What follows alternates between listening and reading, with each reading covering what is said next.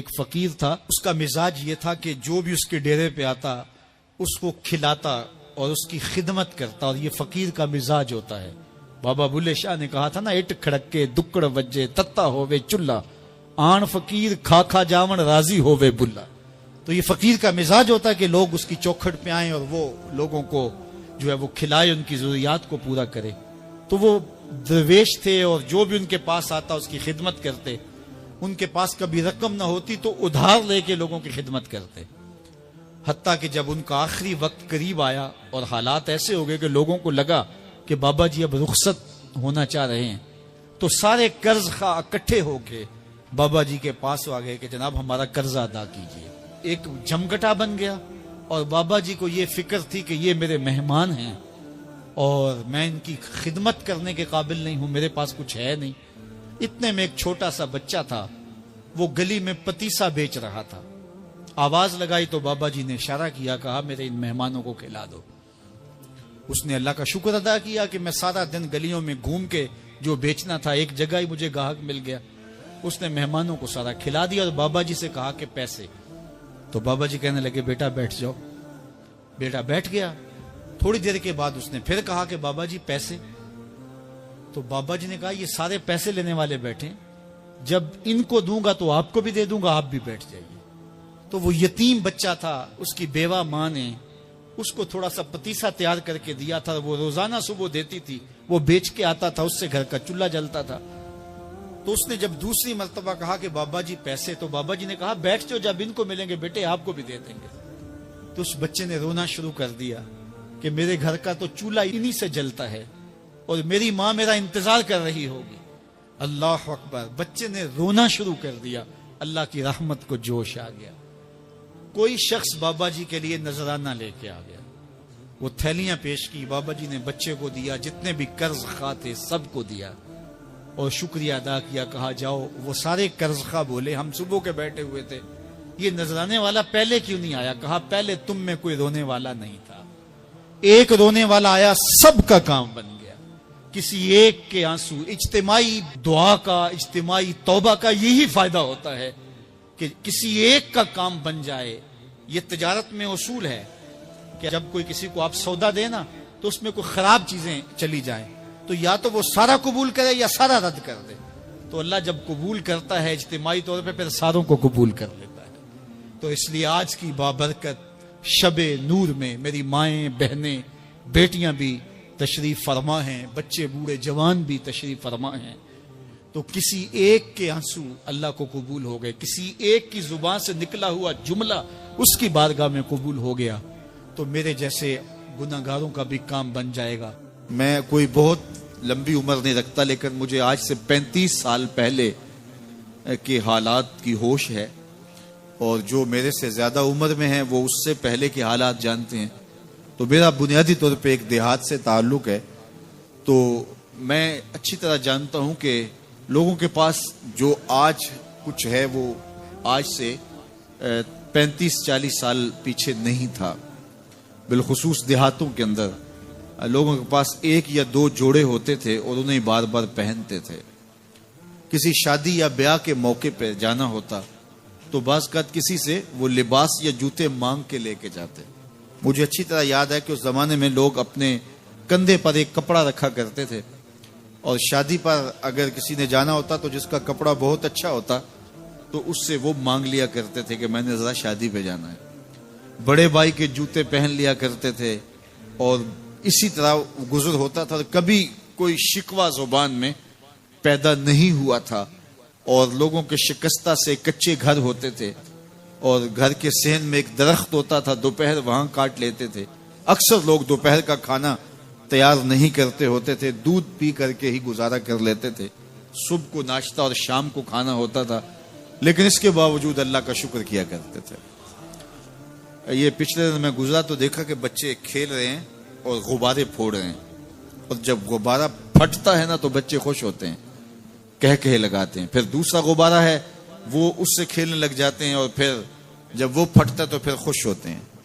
تو میں ذرا رک گیا اور اس منظر کو دیکھنے لگا، اور پھر میں نے کہا کہ غبارہ پھٹتا ہے تو یہ بچے خوش ہوتے ہیں، لیکن جب ہمارا زمانہ ہوتا تھا جب ہم بچے تھے تو غبارہ پھٹتا تھا، ہم رونے لگ جاتے تھے، چونکہ کھیل ہی ختم ہو جاتا تھا، ایک ہی غبارہ ہوتا تھا 5-6 بچوں کے پاس، اور غبارہ پھٹ گیا تو کھیل ختم، تو سارے رونے لگ جاتے تھے۔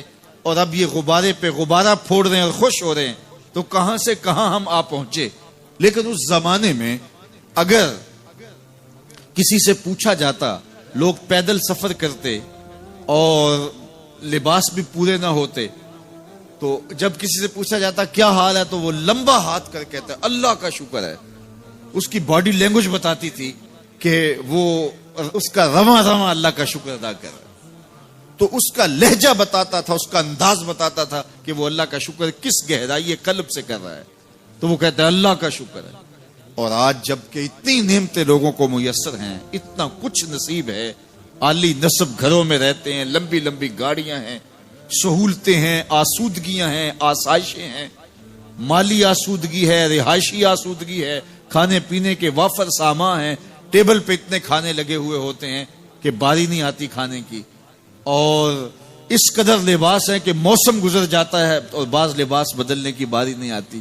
لیکن اس کے باوجود کسی سے پوچھے جناب کیا حال ہے، آسودہ حال شخص سے بھی پوچھیں تو وہ بھی بڑے آہستگی سے کہتا ہے بس چل ہی رہا ہے۔ تو وہ زمانہ تھا کہ جب لوگوں کے پاس کچھ تھا نہیں تو لمبا ہاتھ کر کے کہتے، تشکر کا لہجہ کتنا دل آویز تھا، اللہ کا شکر ہے۔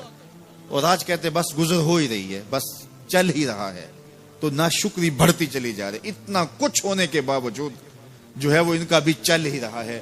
تو کہا ان الانسان لربہ لکنود، بے شک انسان اپنے رب کا ناشکر ہے۔ اتنی نعمتیں کھانے کے باوجود، اتنی دولتیں سمیٹنے کے باوجود، اتنی عزتیں پانے کے باوجود، اتنی آسائشیں حاصل کر چکنے کے باوجود، دولت کے اتنے انبار رکھنے کے باوجود، اس کی زبان بولتے ہوئے کتنے بخل سے کام لیتی ہے کہ بس گزر اوقات ہو ہی رہی ہے۔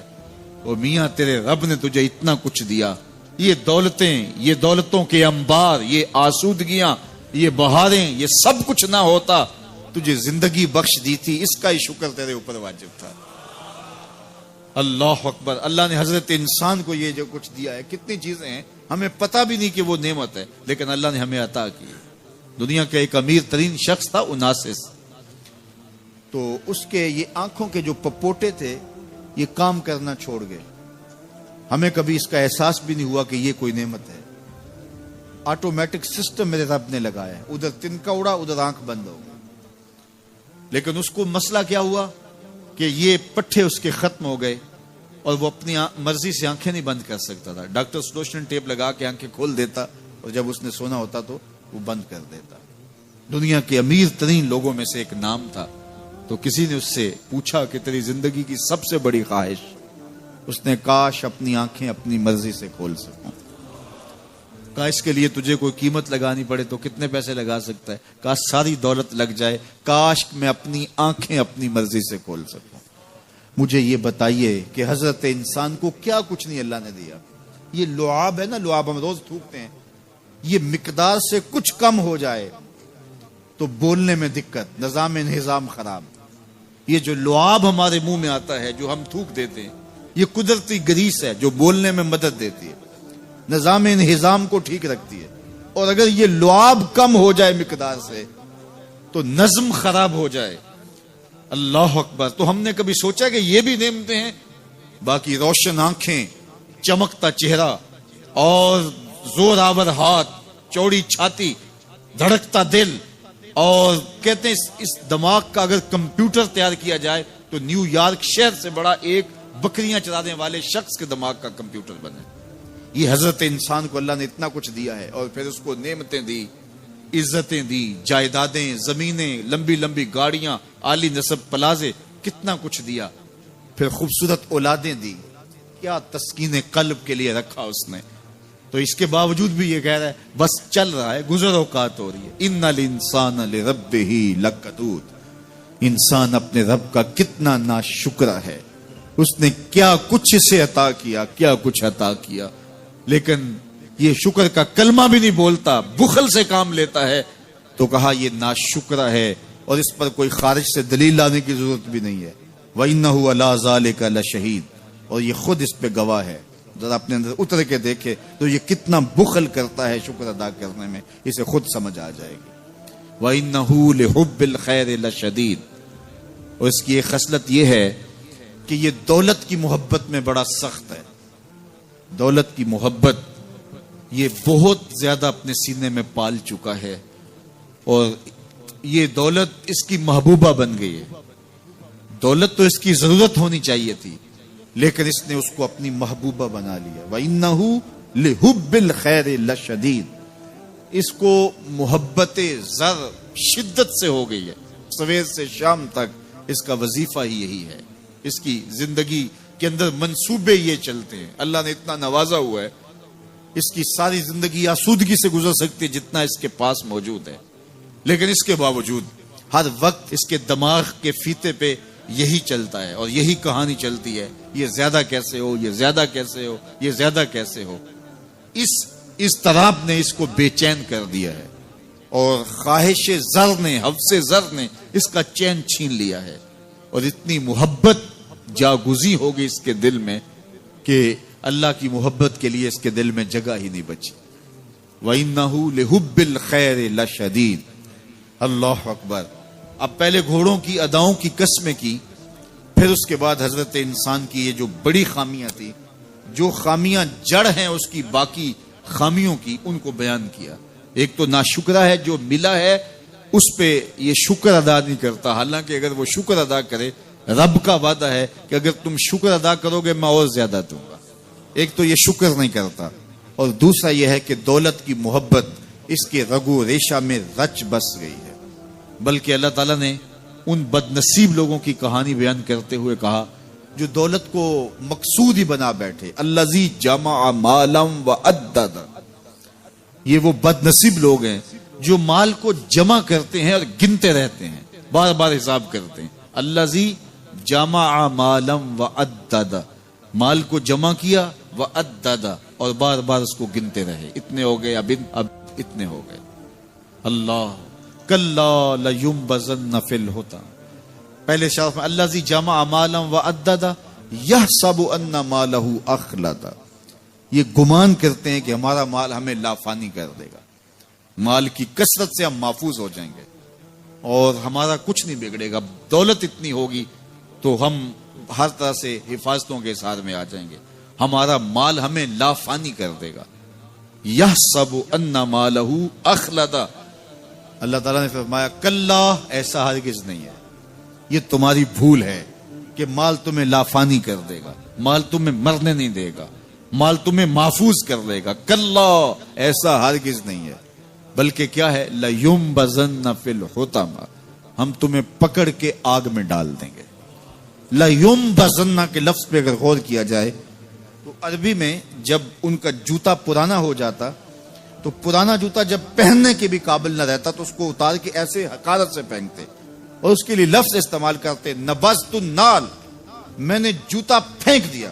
وہ جوتا جو پاؤں میں ڈالنے کے بھی قابل نہ رہے اور اتنا پرانا ہو جائے کہ اس کو اب جو ہے وہ مزید مرمت بھی نہ کروانا ممکن ہو، تو اس کو پھر پھینکا جاتا ہے، اور پھر اس کو وہ حقارت سے پھینکتے ہیں، اور وہ جوتا چلتے ہوئے تنگ کرتا ہے تو پھر اس کو اتار کے حقارت سے رب پھینک دیتے ہیں، تو اس کے لیے لفظ بولتے ہیں نبذت النال، میں نے جوتا پھینک دیا۔ حقارت سے پھینکنے کو نبض کہتے ہیں، اور یہی لفظ اللہ تعالیٰ جل شانہ نے فرمایا کلا لینبذن فی الحطمہ، اے اہل عرب، جس طرح تم جوتا پرانا حقارت سے پھینکتے ہو، ہم حقارت سے تمہیں آگ میں ڈال دیں گے۔ کلا لینبذن فی الحطمہ، یہ ان مالداروں کی کہانی ہے جنہوں نے مال کو اپنا معبود بنا لیا، مال کو اپنا مقصود بنا لیا، مال مال مال، ہر قدر پامال کر دی، ہر قدر کی قربانی دے دی مال کے بدلے، اور مال ہی ان کا مقصود بن گیا، اور یہ سمجھے کہ یہ مال جو ہے وہ ان کو لافانی کر دے گا، ان کو مرنے نہیں دے گا، ان کے لیے حفاظتی حصار بن جائے گا۔ کلا لینبذن فی الحطمہ وما ادراک ما الحطمہ، اللہ فرماتا ہے جانتے ہو جس حطمہ میں، جس آگ میں تمہیں ڈالا جائے گا وہ آگ کیا ہے؟ مل حطمہ، کیا تمہیں پتا ہے وہ حطمہ کیا ہے؟ پھر خود فرمایا نار اللہ الموقدۃ التی تطلع علی الافئدہ، یہ اللہ کی جلائی ہوئی آگ ہے جو دل کھا جائے گی۔ جو کلیجے چاٹ جائے گی. تو حب زر، یہ حب دولت اور حب دنیا، یہ تمام برائیوں کی جڑ ہے. تو اس لیے اپنے اندر سے محبت زر کو نکالنے کی کوشش کیجئے اگر کہیں آپ کو داخل ہوتی محسوس ہو رہی ہے. اور حب دولت کو نکالنے کے لیے زکوٰۃ، صدقات، اسلام نے ہمیں یہ نظم دیا. باپ اپنے بیٹے کو کوئی بات کہے تو سعادت مند بیٹے کو غور سے وہ بات سننی چاہیے. استاد یا شیخ اپنے شاگرد کو کوئی بات کہے تو اسے غور سے اس بات کو سماعت کرنا چاہیے، چونکہ کہنے والا اس کا بزرگ ہے. لیکن وہ بزرگ، وہ شیخ، وہ استاد اگر ساتھ قسم بھی کرے تو پھر اور زیادہ مضمون کی اہمیت ہو جاتی ہے کہ یہ کوئی اہم مضمون تھا جس سے قبل قسم کی جا رہی ہے. اب یہاں جو ارشاد فرمایا جانے لگا ہے اس سے قبل میرے رب نے رب ہو کے قسم کی ہے. میرا مالک تو یوں بھی کہہ دیتا تو کافی تھا، لیکن مضمون اتنا اہم ہے کہ اس کو بیان کرنے سے قبل میرے رب نے قسم کی، اور پھر قسم بھی ایک نہیں کی، 5 قسمیں کی.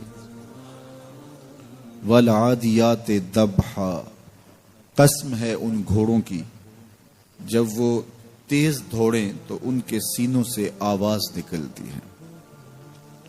راہ حق میں جہاد کے لیے جب گھوڑے دوڑتے ہیں تو ان کے سینوں سے نکلنے والی آواز اللہ کو کتنی محبوب ہے کہ ان گھوڑوں کی قسم کی.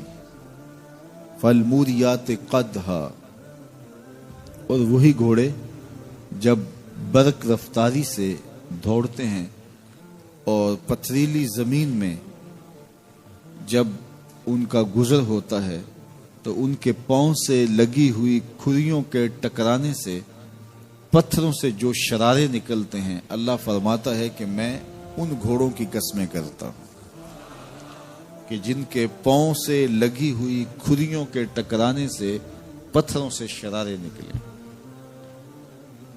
پھر ارشاد فرمایا فالمغیرات صبحا، اور وہ گھوڑے صبح کے وقت جب حملہ آور ہوتے ہیں اور دشمن کے لشکروں کو تاخت و تاراج کرتے ہیں تو ان حملہ آور ہونے والے گھوڑوں کی قسم. فَأَثَرْنَ بِهِ نَقْعًا، اور جب وہ حملہ آور ہوتے ہیں تو ان کی سموں سے گرد اڑتی ہے. تو اللہ فرماتا ہے وہ گرد اڑانے والے گھوڑوں کی قسم. پھر ارشاد فرمایا فَوَسَطْنَ بِهِ جَمْعًا، اور وہ بہادر اور دلیر گھوڑے اپنے سوار کو لے کر کے جب دشمن کے قلب میں گھس جاتے ہیں اور جتھوں پر حملہ آور ہوتے ہیں تو مجھے گھوڑوں کی یہ ادا بھی اچھی لگتی ہے، تو مجھے ان گھوڑوں کی قسم. تو 5 قسمیں کی.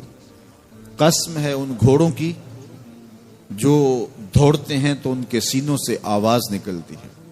قسم ہے ان گھوڑوں کی کہ جب وہ پتھریلی زمین سے گزریں تو ان کے پاؤں سے لگی ہوئی کھریوں کے ٹکرانے سے پتھروں سے جو شرارے نکلیں. قسم ہے مجھے ان گھوڑوں کی جو لشکروں کو تاخت و تاراج کریں. قسم ہے ان گھوڑوں کی جب وہ حملہ آور ہوں تو گرد اڑے.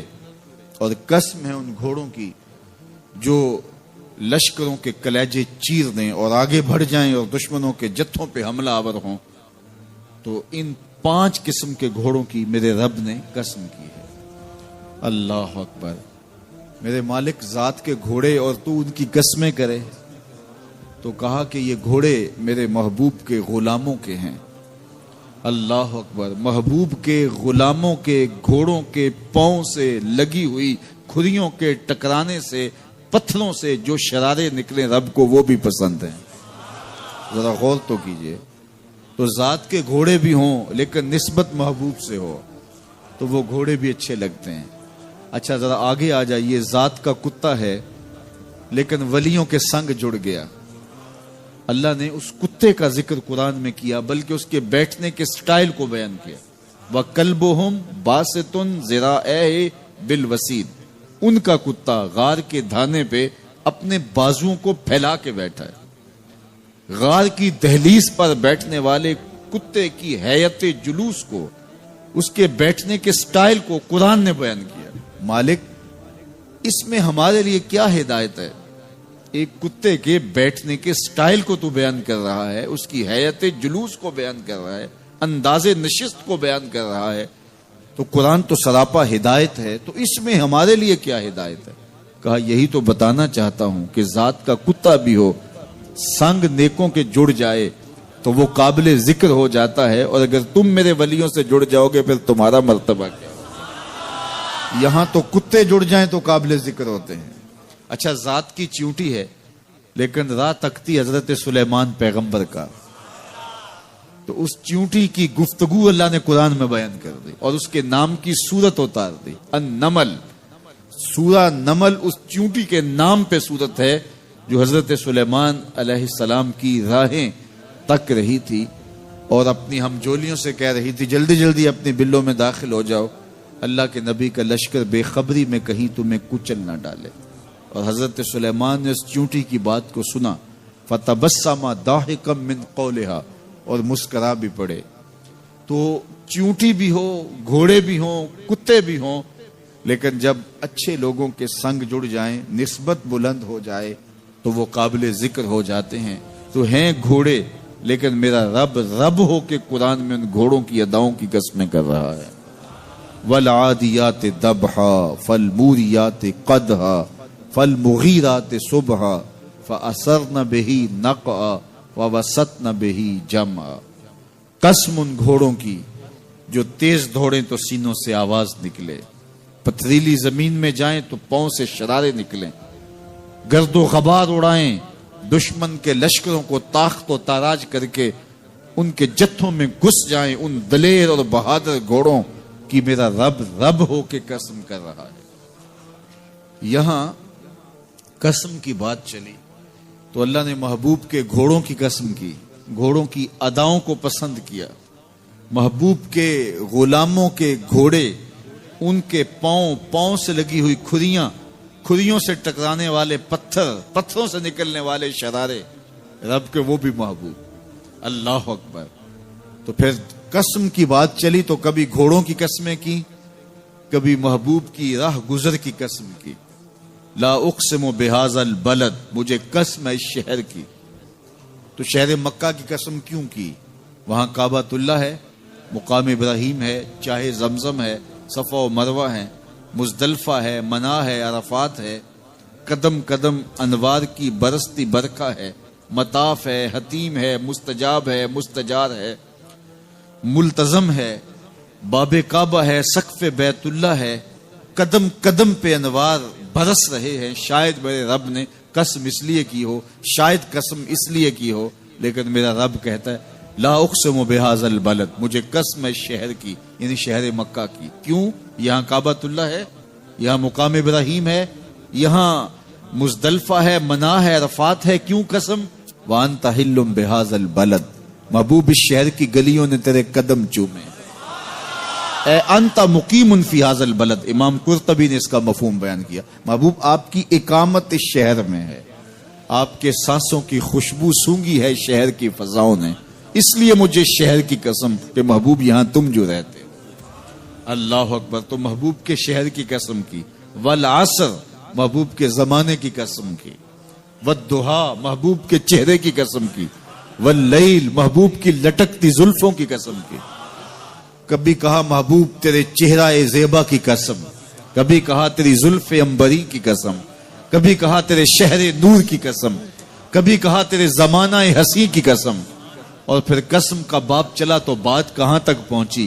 محبوب نہ صرف تیرے شہر کی قسم، نہ صرف تیری گلیوں کی قسم، نہ صرف تیرے چہرہ زیبا کی قسم، نہ تیری زلف نور کی قسم، نہ تیرے عہد زرین کی قسم، محبوب تیری قسم تو ہے ہی تیرے غلاموں کے گھوڑوں کے پاؤں سے لگی ہوئی کھریوں کے ٹکرانے سے جو شرارے اڑتے ہیں، میں خدا ہو کے ان شراروں کو بھی پسند کرتا ہوں اور ان گھوڑوں کی بھی قسمیں کرتا ہوں۔ یہ قرآن ہے نا، والعادیات ضبحا، قسم ہے محبوب تیرے غلاموں کے گھوڑوں کی، اللہ اکبر، قسم ہے ان کے سینوں سے نکلتی آواز کی، قسم ہے ان کے پاؤں سے نکلتے ہوئے شراروں کی، قسم ہے ان کی خوبصورت اداؤں کی، ان اداؤں والوں گھوڑوں کی قسم، اللہ اکبر۔ یہ قسمیں کرنے کے بعد جواب قسم کیا ہے؟ دیکھیے میں یہاں بیٹھا ہوں اور میں گفتگو کے آغاز پہ ہی قسمیں اٹھانا شروع کر دوں، مجھے قسم ہے رب کعبہ کی، مجھے قسم ہے عرش الہی کے مالک کی، مجھے قسم ہے زمین و آسمان کے خالق کی، تو قسموں پہ قسمیں کرتا جاؤں تو جو مجھے غور سے سننے کا عادی نہیں بھی ہے تو وہ بھی متوجہ ہو جائے گا اور سننے کے لیے بے چین ہو جائے گا کہ حضرت قسموں پہ قسمیں اٹھائے جا رہے ہیں، کوئی بات ہے آج تو میرا رب رب ہو کے قسمیں کر رہا ہے۔ تو اس کے بعد جواب قسم کیا ہے؟ تو کان کھڑے ہو گئے، روحوں میں پیاس بڑھ گئی اور سماعتیں بچھ گئی کہ میرے مالک تو قسموں پہ قسمیں کر رہا ہے، کبھی گھوڑوں کی اداؤں کی قسمیں، کبھی ان کے سینوں سے نکلتے ہوئے جو ہے وہ اس مہیب آواز کی قسمیں، کبھی پاؤں سے اڑتے ہوئے شراروں کی باتیں اور کبھی ان کے پاؤں سے اڑتی ہوئی دھول کی کہانیاں، تو قسم پہ قسم، اور قسمیں بھی گھوڑوں کی، تو کوئی بات ہوگی۔ تو ایک دم کان کھڑے ہو گئے تو جواب آیا، ان الانسان لربہ لکنود، بے شک انسان اپنے رب کا ناشکرا ہے، انسان اپنے رب کا ناشکرا ہے۔ قسمیں گھوڑوں کی ان کی اداؤں کی اور ناشکرا حضرت انسان کو کہا۔ یہ کتنی لطیف چوٹ تھی جو حضرت انسان کو ماری گئی۔ یا اللہ ہمیں ناشکرا کہنا تھا تو کہیں اور مقام پہ کہہ لیا جاتا، گھوڑوں کی تو قسمیں کرے اور ہمیں ناشکرا کہے، گھوڑوں کی قسمیں ہو رہی ہوں اور انسان کو ناشکرا کہا جائے، انسان کو ناشکرا کہنا تھا تو کسی اور موقع پہ کہہ لیا جاتا۔ کہا یہی تو سمجھانا چاہتا ہوں کہ چم میٹھا نہیں ہوتا، کم میٹھا ہوتا ہے، تو ذات کے گھوڑے بھی ہوں لیکن کام کریں تو مجھے وہ بھی اچھے لگتے ہیں، اور تم انسان بنے ہو، نقوش بڑے اچھے ہیں، قدے رانا رکھتے ہو، جھیل جیسی آنکھیں ہیں، اور تم چلتے ہو تو قیامت چلتی ہے، لیکن مجھے تم اچھے نہیں لگتے اگر تم ناشکرے ہو۔ یہ ہیں ذات کے گھوڑے لیکن میرے محمد عربی کے غلاموں کے غلام ہیں، مجھے اچھے لگتے۔ تو وہ چم نہیں دیکھتا، وہ کم دیکھتا ہے۔ تو ذات کے گھوڑے بھی ہوں لیکن نسبت ہو میرے حضور سے، نسبت میرے رسول سے ہو تو رب کو وہ اچھے لگتے ہیں۔ تو کہا والعادیات ضبحا فالموریات قدحا فالمغیرات صبحا فاثرن به نقعا فوسطن به جمعا ان الانسان لربہ لکنود، بے شک انسان اپنے رب کا ناشکرا ہے۔ اللہ اکبر۔ پھر فرمایا وَإِنَّهُ عَلَى ذَلِكَ لَشَهِيدٌ، اس پر کسی دلیل کی ضرورت نہیں ہے کہ یہ ناشکرا ہے، یہ خود اس کا گواہ ہے۔ ذرا اپنے اندر اتر کے دیکھے کہ یہ کھڑا کہاں ہے، یہ کس قدر نعمتیں پانے کے باوجود شکوے کی زبان کھولے رکھتا ہے۔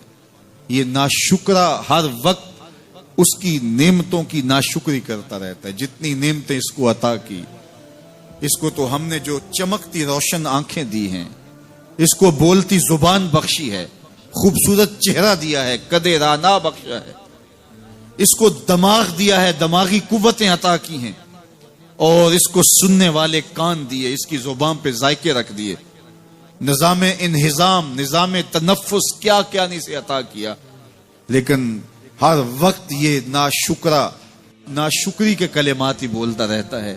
میرے پاس یہ بھی نہیں، یہ میرے پاس یہ بھی نہیں، میرے پاس یہ بھی نہیں۔ دیکھیں اس کے پاس کیا کیا اس کے مالک نے عطا کیا ہے۔ تو یہ ہر وقت ناشکری، اور پھر جوں جوں ہم قیامت کے قریب ہوتے چلے جا رہے ہیں ناشکری بڑھتی چلی جا رہی ہے۔